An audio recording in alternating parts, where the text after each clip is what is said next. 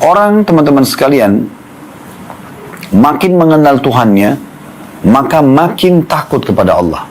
Kalau Anda makin tinggi ilmu agamanya, ya, makin sering Anda praktekkan ilmu agama itu, maka rasa takut ini akan makin kental. Ya, akan makin kental. Dan ini membawa kepada kekhusyuan dan ketundukan kepada Allah Subhanahu wa taala yang luar biasa. Makanya para salafus saleh itu dinukil kisah luar biasa dari mereka. Bagaimana Hasan Basri rahimahullah pada saat melihat jenazah, beliau langsung spontan berzikir, memperbanyak zikirnya. Lalu ada yang menanyakan, wahai imam, kenapa Anda berzikir? Lalu dia mengatakan kepada orang yang bertanya, berzikirlah, karena yang sedang kita antar sudah tidak bisa berzikir. Langsung dia jadikan itu sebagai momen bagaimana dia bisa segera mendekatkan diri kepada Allah Subhanahu wa taala. Abu Darda radhiyallahu anhu pada saat melihat jenazah, maka beliau langsung berbicara mengatakan, pergilah di pagi hari, kalau untuk waktu pagi misalnya, karena kami akan menyusul sore hari. Pergilah di sore hari, karena kami akan menyusul di pagi hari. Ya. Begitu juga banyak di antara ya ulama-ulama salafus saleh dulu, ada di antara mereka yang sampai pingsan pada saat melihat api unggun, lalu kemudian tubuhnya gemetar dan pingsan, ya. Ada bahkan di antara mereka yang sampai meninggal dunia karena rasa takutnya kepada Allah Subhanahu wa taala. Jadi memang makin dekat dengan Allah, makin tinggi ilmunya, makin kuat imannya, maka makin kuat juga rasa takutnya. Begitu mudah mereka meneteskan air mata karena Allah Subhanahu wa taala. Begitu mudah mereka meninggalkan perbuatan-perbuatan salah walaupun atau dosa, walaupun godaannya sangat besar, karena rasa takutnya kepada Allah Subhanahu wa taala. Oleh karena itu teman-teman sekalian, untuk memunculkan rasa takut ini makin kental, maka kita harus makin memperdalam ilmu agama dan juga makin banyak mempraktekkan dalam kehidupan kita, sehingga akhirnya sesuai dengan perkataan ulama, man kana billahi a'raf kana lillahi akhwaf. Ketahuilah, siapa yang paling mengenal Allah, maka pasti dia adalah orang yang paling takut kepada Allah Subhanahu wa taala. Ya. Asy-Syu'bi rahimahullah, seorang tabi'in, juga berkata, innamal alimu man yakhshallah. Ketahuilah, orang-orang berilmu itulah yang memiliki rasa takut kepada Allah Subhanahu wa taala. Jadi memang kita harus, untuk mencegah rasa takut ini lebih kental lagi, supaya kita betul-betul selalu mengontrol amal soleh kita dan meninggalkan dosa, harus kita lebih dekat kepada Allah Subhanahu wa taala. Baik teman-teman sekalian, di dalam statement yang lain ada yang menarik dari Abdullah bin Mas'ud radhiyallahu anhu, sahabat Nabi, mengatakan, kafa bi khasyatillahi ilman wa kafa bi'tirari atau bil iktirari billahi jahla. Maaf, saya ulangi ya. Kafa bi khasyatillahi ilma, cukuplah rasa takut kepada Allah disebut ilmu. Wa kafa bil iktirari billahi jahla, dan cukuplah ya orang-orang yang lalai ya atau terbuai ya dengan karunia Allah dan dia lupa kepada Allah, maka disebut kebodohan ya. Ini disebutkan dalam majmu' fatwanya Ibnu Taimiyah rahimahullah.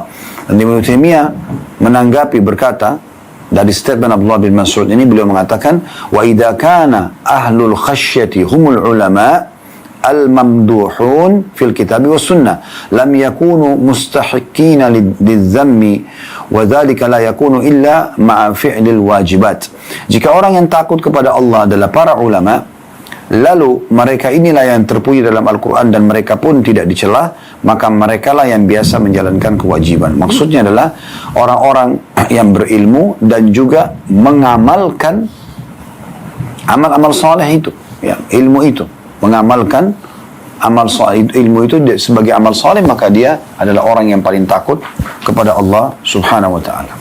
Lalu teman-teman Anda bertanya, kira-kira apa yang saya dapatkan kalau saya takut kepada Allah? Baiklah Ustaz, kami sudah faham misalnya takut kepada Allah Subhanahu wa taala itu akan mendatangkan tadi misalnya, jadi kita jadi lebih rajin beribadah dan lebih takut berbuat dosa. Oke, itu poin. Tapi ada nggak yang kami dapatkan di akhirat nanti? Ada. Anda akan mendapatkan, kalau selalu mengikuti rasa takut ini, ekstra istana di surga. Makanya Allah menjelaskan di dalam surah Ar-Rahman ayat 46, waliman khafa maqama rabbih jannatan. Dan bagi orang-orang yang takut ketika nanti menghadap Tuhannya di hari kiamat, akan mendapatkan 2 surga. Jadi orang-orang mendapat 1 surga, tapi orang yang takut kepada Tuhannya ini akan mendapatkan 2 surga.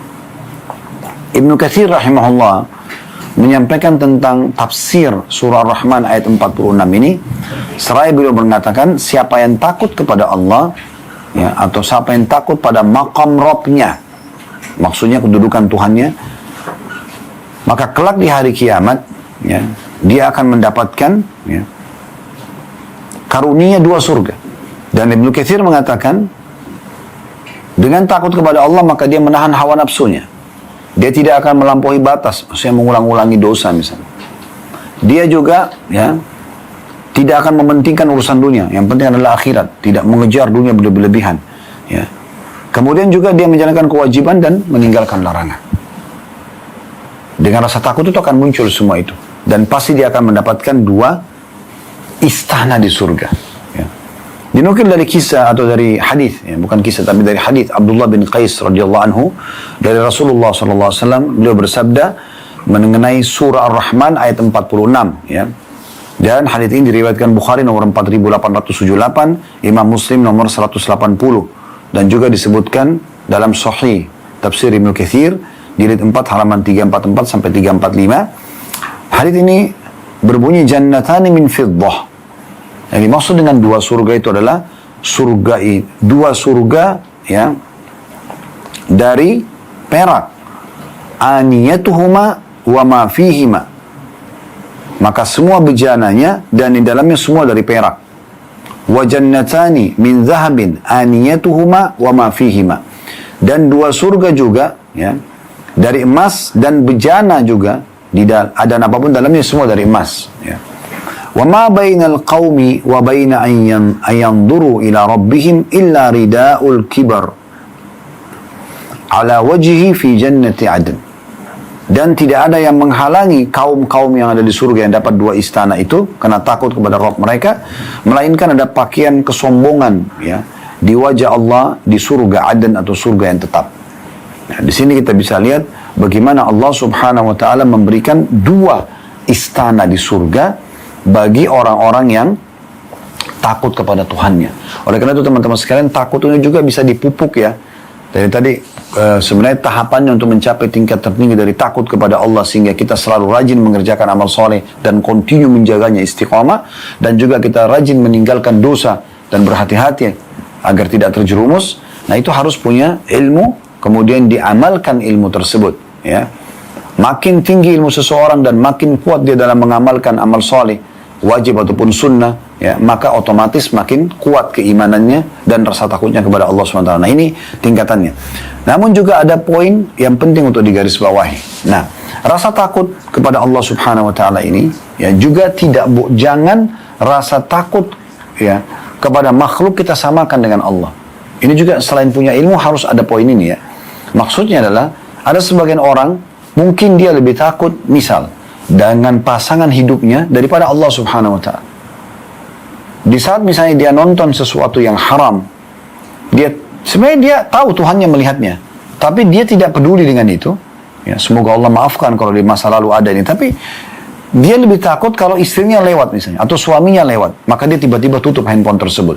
Rasa takutnya kepada makhluk lebih besar daripada takutnya kepada Allah Subhanahu wa taala. Ya. Ada orang mencuri, berzina, apa saja, dia tidak takut sama Tuhannya. Kenapa? Karena kurangnya ilmu, dan dia coba memunculkan dan dia menerima bisikan syaitan agar dia lebih takut kepada makhluk.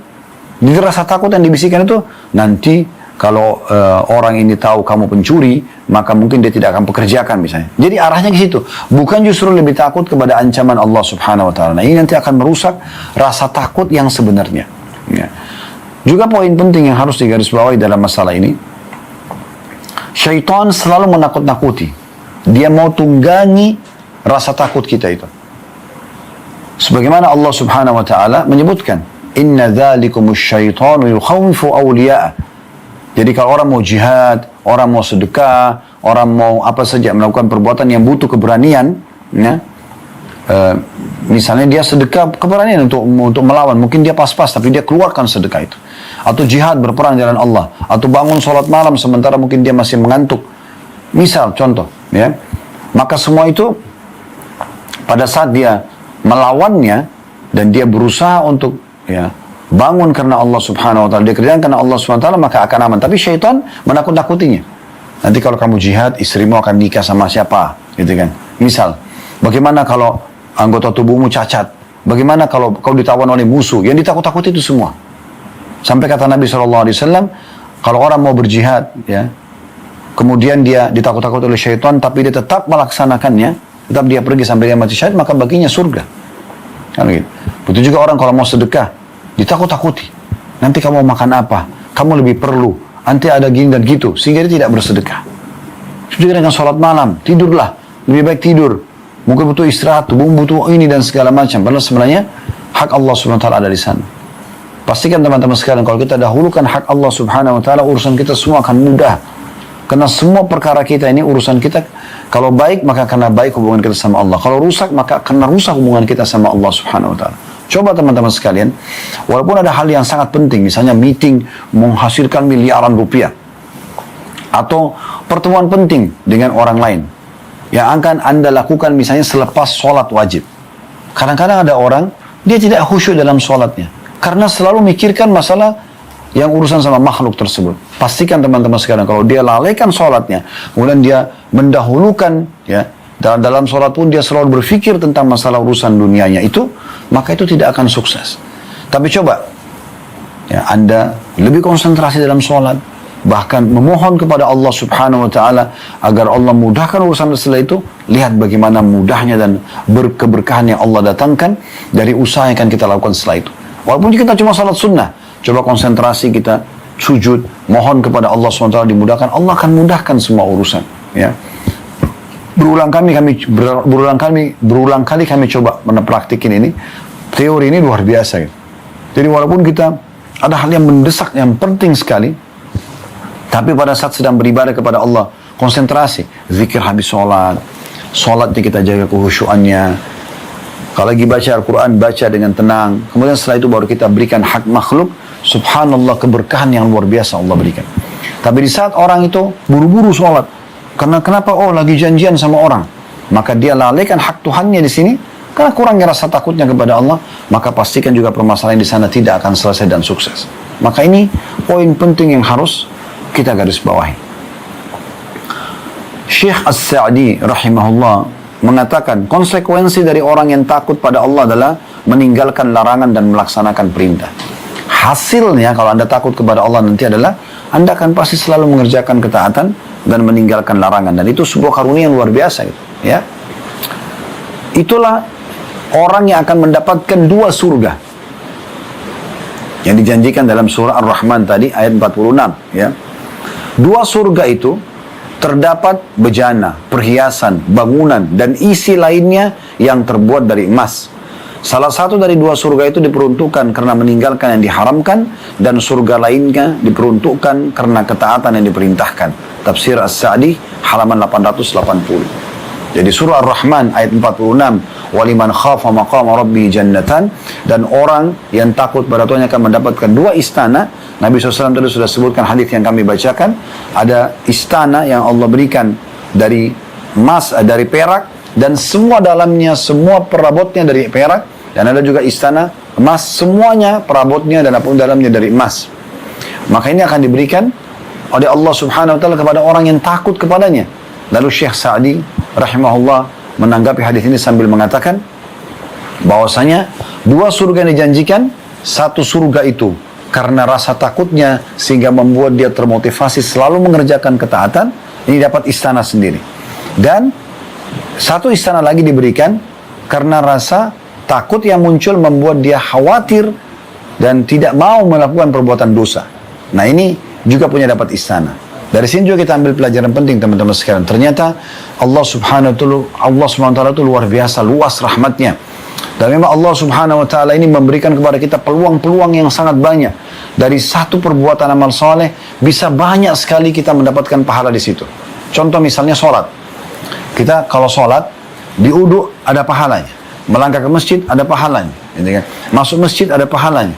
Sholat sunnah sebelumnya qabliyah ada pahalanya. Doa di antara azan iqamah ada pahalanya. Takbiratul ihram pertama imam ada pahalanya. Setiap bacaan dan gerakan dalam sholat ada pahalanya. Selepas salam ada doa, selesai sholat, selepas sholat ada zikir, ada pahalanya. gitu kan. Ada sholat ba'diyahnya misalnya, di sholat wajib ada ba'diyah seperti duhur, maghrib dan isya misalnya, ada pahalanya. Ini untuk kita sendiri. Tapi Allah memberikan kita kesempatan untuk menambah pahala itu. Bagaimana caranya? Ajak orang lain. Atau Anda menjadi muazzinnya, atau Anda menjadi imamnya, atau Anda membangun masjidnya, menyiapkan karpetnya, ya, fasilitas tempat uduknya. Padahal sebenarnya tadinya bisa kita kerjakan sendiri. Tapi kita bisa mendapatkan pahala dengan memudahkan orang lain juga mengerjakannya. Ini akan menambah ekstra pahala. Dan itu hampir semua di sisi ibadah kita sama. Ini satu sisi tentang masalah ibadah. Dan di saat Anda sedang mengerjakan ketaatan, berarti kan Anda meninggalkan larangannya ibadah itu. Apa itu? Misalnya Anda sholat. Berarti kan ini perintahnya. Larangannya adalah meninggalkan sholat. Anda sekarang mendapatkan pahala karena mengerjakan ketaatan, mengerjakan ibadah tersebut. Anda juga dapat pahala karena meninggalkan yang dilarang dari ibadah itu. Misalnya meninggalkan sholat. Nah ini luar biasa gitu. Sisi panen pahala yang luar biasa. Sulit digambarkan kalau dengan akal manusia. Tapi Allah subhanahu wa ta'ala itu ya, maha pemurah, maha penyayang. Belum lagi Allah kekalkan dalam Al-Quran, ya, man ja'a bil hasanati falahu asyru amthaliha. Siapa yang mengerjakan satu kebaikan akan dilipat gandakan 10 kali lipat. Selain kita bisa dapat pahala dengan cukup banyak dari satu jenis pahala sendiri, tadi sudah kami kasih contoh ya, dengan kita kerjakan dapat pahala, dengan kita ajak orang lain dapat pahala, kita siapkan fasilitasnya juga dapat pahala. Jadi kita punya banyak kantong-kantong pahala di satu jenis ibadah, dan itu bisa terjadi di semua jenis ibadah. Dan belum lagi Allah subhanahu wa ta'ala janjikan akan lipat gandakan 10 kali lipat minimal itu ya, dari semua balasan pahala kebaikan. Coba bayangkan. Dan Nabi SAW menyebutkan sebuah hadis yang sangat mulia. Man hamma bihasanatin walam ya'malha. Siapa yang niat ingin mengerjakan satu kebaikan dan belum sempat mengerjakannya. Baru niat sholat malam, baru niat sedekah, baru niat hadir majelis ilmu, baru niat mau membantu, menjenguk orang susah, menjenguk orang sakit, bakti orang tua, haji dan umrah, jihad, apa saja. Baru niat. Belum sempat melakukannya, karena belum punya peluang untuk itu, kutiba lahu hasanatun kamila. Dicatatkan baginya satu pahala lengkap. Baru niat saja. Oleh karena itu sering kami ingatkan teman-teman sekalian, kalau mau tidur malam, jangan cuma langsung tidur. Niatkan sholat malam. Kalaupun kebablasan tidur sudah mendapatkan lengkap pahala itu. Kata Nabi SAW, fa'in amilah, kutiba lahu asyru adha'afiha ila 700 difin ila adha'afin kathira. Kalau dia betul-betul kerjakan apa yang sudah diniatkan dari amal soleh, dia bangun sholat malam tadi, dia betul-betul silaturahim keluarga, dia betul-betul bakti sama orang tua hari itu, dia betul-betul jenguk orang sakit, dia apa saja amal soleh yang sudah dia niatkan, dia kerjakan, diberikan 10 kali lipat dari pahala tersebut sampai 700 kali lipat. Bahkan kelipatan-kelipatan yang banyak, tergantung kadar keikhlasannya. Semoga Allah subhanahu wa ta'ala menjadikan kita hamba-hamba yang selalu sibuk dengan amal soleh, dan Allah berikan pahala maksimal, bukan pahala yang minimal, tapi kita minta kepada Allah diberikan pahala maksimal, karena ini luar biasa. Lalu kata Nabi SAW, sebaliknya, وَمَنْ هَمَّ بِسَيِّئَةٍ وَلَمْ يَعْمَلْهَا kutiba lahu hasanatun kamilah. Siapa yang niat mengerjakan satu perbuatan dosa, niat ingin berzina, niat ingin berbohong, menipu, dan segala macam, lalu dia batalkan karena Allah, dicatatkan baginya satu pahala. Berarti kan ada sumber pahala dari amal soleh yang kita kerjakan, ada sumber pahala dari pembatalan dosa. Kan itu. Nah ini tadi yang kita jelaskan itu. Kemudian kata Nabi SAW, wa in amila kutiba lahu sayyi'atun wahidah. Dan kalau dia kerjakan dosa itu hanya dicatatkan baginya satu dosa saja.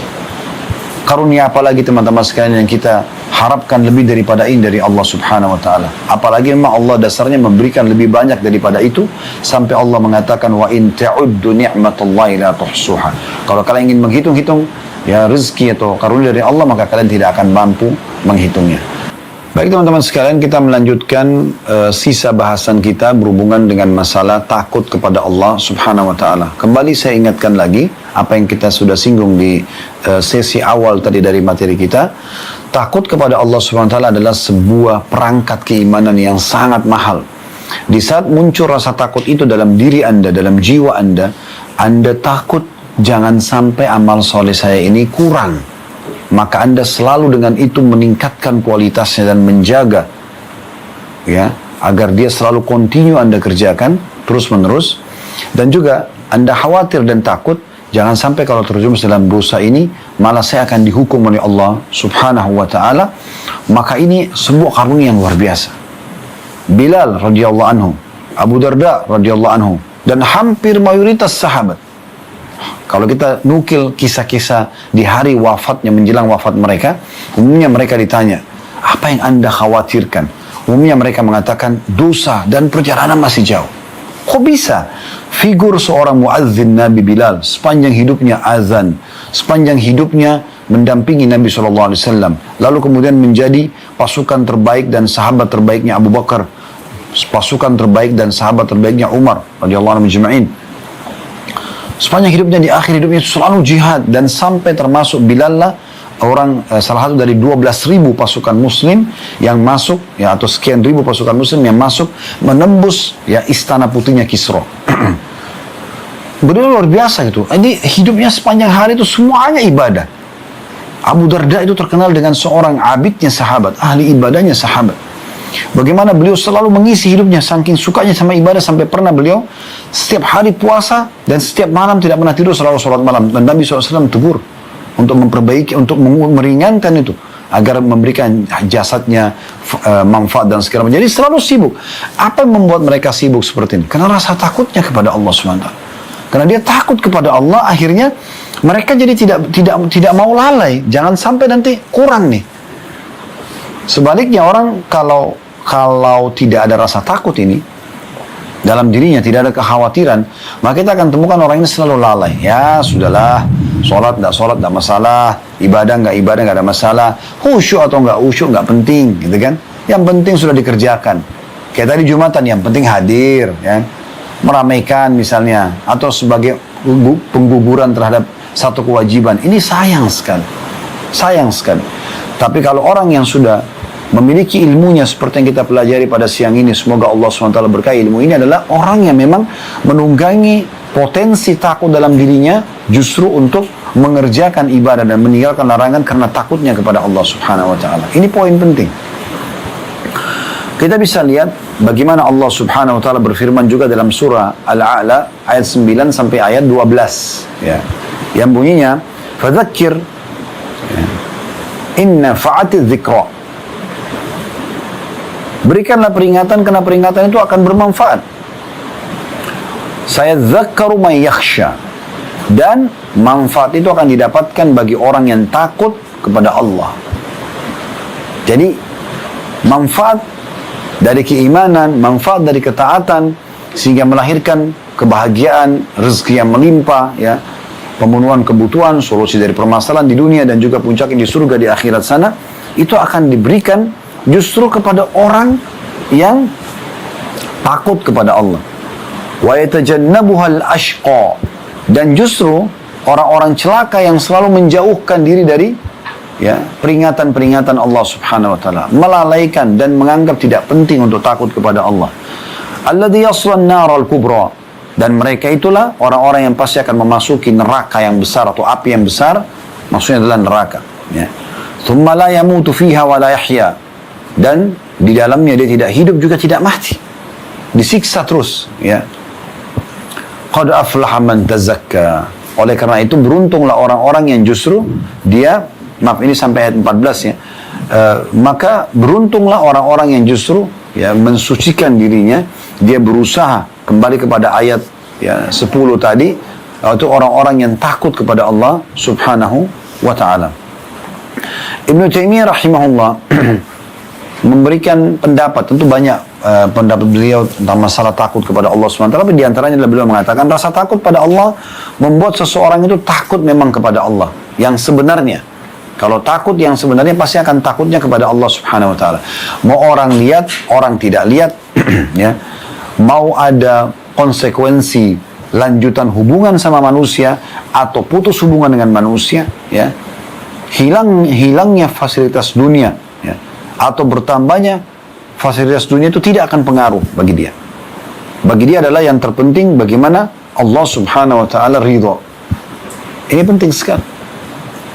Berapa banyak orang yang tadinya mau mengerjakan perbuatan dosa, dia batalkan karena dia takut kepada Allah Subhanahu wa ta'ala.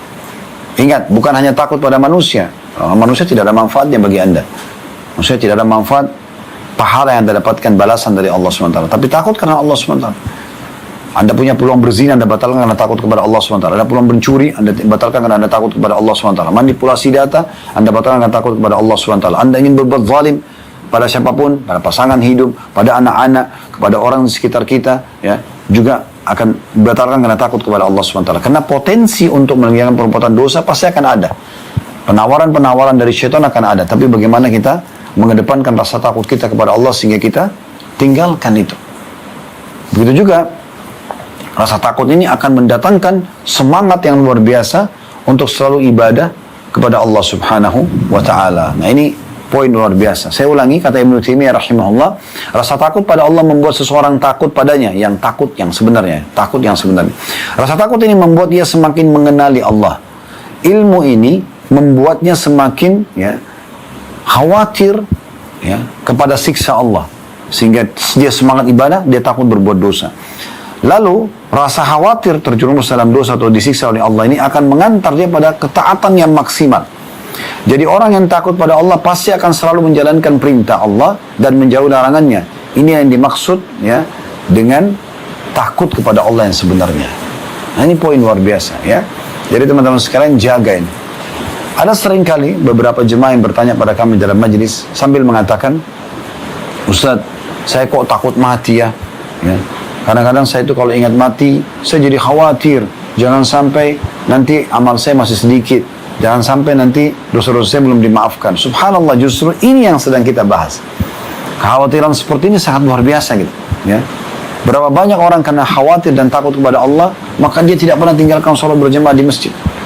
Sa'id bin Musayyib rahimahullah, dinukil kisah beliau, tidak pernah meninggalkan sholat berjamaah di masjid, bahkan tidak pernah ketinggalan takbiratul ihram pertama imam itu 40 tahun. Padahal Nabi SAW mengatakan apa? Siapa yang tidak ketinggalan takbiratul ihram imam, ya, takbiratul ihram imam 40 hari saja, maka dipastikan dia akan selamat dari kemunafikan dan selamat dari api neraka dan kemunafikan. Ini 40 tahun. Sampai murid-muridnya mengatakan, kami tidak pernah melihat Sa'id bin Musayyib rahimahullah selama 40 tahun kecuali antara rumahnya dengan masjid.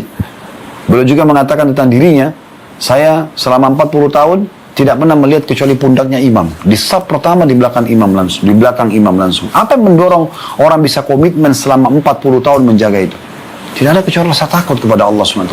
Takut amalnya kurang, takut nanti kalau dia tidak sibukkan diri dengan amal soleh maka akan sibuk dengan dosa. Dan takut kalau buat dosa dihukum, maka dia sibuk terus dengan amal soleh sampai ajal menjemput mereka. Begitu luar biasanya. Dan ini yang dinukil dari para salafus soleh, mereka sibuk selalu dengan apa yang baru saja kita jelaskan ini. Jadi ini bahasan yang penting sekali untuk kita fahami baik-baik, dan sesuai dengan judul buku kita, ini akan menjadi pelebur terhadap dosa-dosa, karena orang yang takut kepada Tuhannya akan diberikan balasan surga tadi, yang berarti tentu masuk surga kalau dosanya dibersihkan atau dosanya sudah tidak ada. Nah, ini poin yang luar biasa. Dan kita juga sudah tahu bagaimana Nabi SAW menyebutkan salah satu dari 7 golongan, ya, yang akan dinaungi oleh Allah Subhanahu wa Ta'ala pada hari kiamat. Salah satunya adalah orang yang menangis karena Allah Subhanahu wa Ta'ala. Ini adalah sebuah, ya, tanda-tanda rasa takut kepada Allah. Jadi dia merasa menangis karena Allah Subhanahu wa Ta'ala. Ya, di antara 7 golongan tersebut.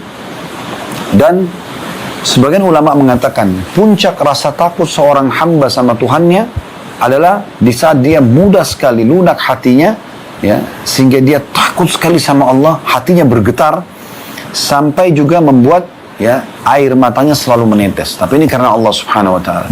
Makanya Allah sebutkan di dalam surah Al-Anfal surah nomor 8 ayat 2, gabungan antara kedua ini, hatinya bergetar dan akhirnya air matanya menetes. Ya, surah Al-Anfal ayat 2. Bunyinya, innamal mu'minuna alladhina idza dzukirallahu wajilat qulubuhum wa idza tuliyat 'alaihim ayatu zadatuhum imanan wa 'ala rabbihim yatawakkalun. Sesungguhnya orang-orang mukmin, sesungguhnya orang-orang yang beriman itu ialah mereka yang bila disebut nama Allah gemetarlah hati mereka. Dan apabila dibacakan ayat-ayatnya bertambahlah iman mereka, dan hanya kepada Tuhan mereka lah mereka bertawakal. Ibnu Katsir rahimahullah menyebutkan tentang tafsir surah Al-Anfal ayat 2 ini adalah sifat orang beriman yang sebenarnya. Jadi kalau sudah sampai pada tingkat level luar biasa rasa takutnya kepada Allah SWT, maka akan gemetar hatinya. Jadi kalau Anda dengar ayat Al-Quran, melihat fenomena alam, banjir, gempa, atau ada jenazah depan mata Anda, orang tabrakan, meninggal depan mata Anda, Anda tidak tersentuh sama sekali. Ini berarti ada hal yang ada masalah di sini, ya, dengan keimanan Anda. Tapi di saat Anda melihat fenomena seperti ini dan Anda tiba-tiba jadi takut kepada Allah, gemetar hati kita, ketakutan. Jangan kita langsung membayangkan bagaimana kalau kita yang menjadi jenazah tersebut, ya. Maka ini adalah tanda keimanan, ini puncaknya. Maka hati bisa gemetar dan air mata bisa menetes, ya. Ibnu Katsir rahimahullah mengatakan ini adalah sifat orang beriman yang sebenarnya, yaitu ketika mengingat Allah hatinya menjadi takut atau gemetar sehingga dia mengerjakan perintahnya dan meninggalkan larangan-larangannya. Sufyan ats-Tsauri rahimahullah mengatakan bahwa dia mendengar As-Su'di berkata tentang ayat ini, orang yang disebut dalam ayat ini adalah orang-orang yang berbuat zalim atau ingin bermaksiat. Lalu ada yang mengatakan juga bertakwa pada Allah, maka hatinya takut gemetar. Maksudnya, ada juga yang mengatakan makna ayat ini, ya, adalah orang-orang yang tadinya mau berbuat dosa, tapi karena dia takut kepada Allah, gemetar hatinya. Bisa juga makna itu. Atau, memang ada orang-orang yang mengingat Allah secara umum. Tadi saya bilang, melihat fenomena, biasa bertafakkur misalnya, melihat ciptaan Allah SWT di langit, di lautan, mungkin lebih peka lagi di pepohonan, di dirinya sendiri, di hewan-hewan. Semua ini membuat dia sudah cukup makin tunduk dan takut kepada Allah SWT, sehingga dia tahu ada Tuhan yang mengawasi dia. Atau memang hal-hal yang lain, yang peringatan dari Allah, banjir, gempa tadi, ya, bencana alam, membuat dia makin takut kepada Allah Subhanahu wa Ta'ala. Allah Subhanahu wa Ta'ala juga mengajak orang-orang beriman agar memiliki sifat ini dan mencapai pada level ini. Artinya rasa takutnya ada karena potensi sudah ada, lalu kemudian terus diasah sama dia dengan ilmu agama yang benar, dengan mengamalkan amal-amal tersebut, maka ada rasa takut. Makin kental dia mendekatkan diri kepada Allah SWT, maka makin peka rasa takutnya. Dan Allah mengingatkan bagi orang-orang yang belum tersentuh sampai ke level itu, dalam surah Hadid, Al-Hadid, surah nomor 57 ayat 16. Alam ya'ni alladhina amanu an takhsha'a qulubuhum li dzikrillah. Belum datangkah waktunya bagi orang beriman untuk takut hatinya dan tunduk, ya, ketika mengingat Allah. Jadi ini Allah SWT ingatkan, dan ini ayat yang membuat Fudail bin Iyad rahimahullah, seorang ulama tabi'in, sadar dari sifat perampoknya atau kebiasaan merampoknya, atau jadi preman jalanan, ya, orang yang suka mengganggu orang lain dengan merampok dan merampas harta mereka. Tobat justru kena mendengarkan ayat ini. Ya. Bagaimana, kapan, lalu sampai kapan kita mau lalai? Ya. Juga Allah Subhanahu wa Ta'ala menyebutkan di dalam surah Al-Maidah surah nomor 5 ayat 83 tentang masalah orang-orang yang takut hatinya ini. Kalau mereka mendengar firman Allah, peringatan-peringatan sampai kepada mereka dari Rasulullah SAW, hati mereka lunak dan akhirnya mata mereka meneteskan air mata. Allah menggambarkan tentang An-Najashi rahimahullah, ya. Beliau adalah seorang raja di Ethiopia di masa Nabi SAW, dari agama Nasrani masuk Islam, gitu kan.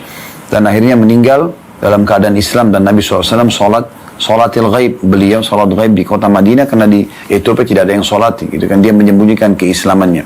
Di awal beliau mendengarkan, An-Najashi mendengarkan ayat-ayat Al-Quran yang turun kepada Nabi SAW melalui lisan Ja'far bin Abi Thalib radhiyallahu anhu, kakak kandungnya Ali bin Abi Thalib, lebih tua sekitar 10 tahun dari Ali, yang menjadi pemimpin daripada muhajirin, sahabat yang hijrah dari Mekah menuju ke Ethiopia. Ayat itu berbunyi dalam surah Al-Maidah 83, wa idza sami'u ma unzila ila ar-rasuli tara a'yunum tafidu min ad-dam'i mimma arafu min al-haqq yaqulun rabbana amanna faktubna ma'asy syahidin.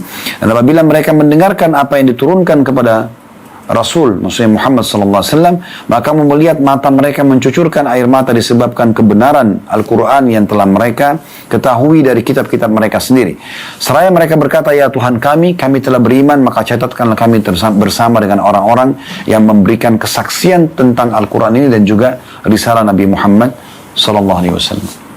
Sebagai penutup teman-teman sekalian, renungilah sabda Nabi SAW, penutup menjelaskan, menguatkan apa yang kami sampaikan tadi. Makin takut Anda kepada Allah, maka makin mudah hati ini dan makin mudah meneteskan air mata.